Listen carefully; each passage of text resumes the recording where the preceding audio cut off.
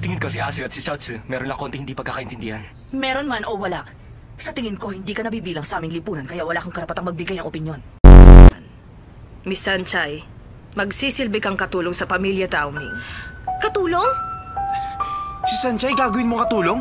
Auntie Jade, resulta ba na pagiging ulyanin? Huwag niyong kalimutang may matalas ng ngipin ng tigre. Matandang mangkukulam. Matandang mangkukulam? Sino pa ba? Ikaw ang kausap ko.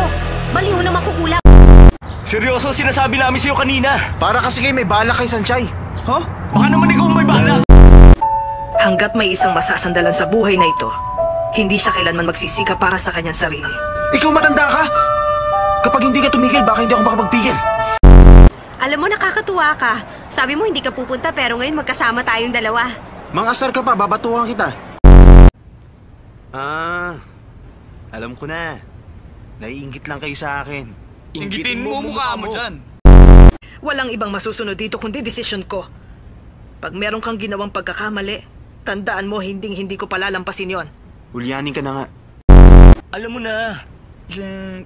Ano bang alam ko na? Ano ba? Bakit hindi mo makuha? Wala laos siyang si Asi. O sige, magpapalit na ako ng damit.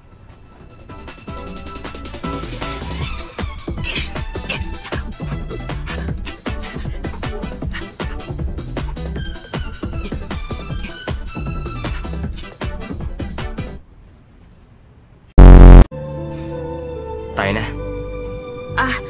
Wag mo na ako ihatid. Kaya ko na umuwi mag-isa. Hindi naman kita ihatid. Teka muna, saan ka pupunta? Wala ka na doon!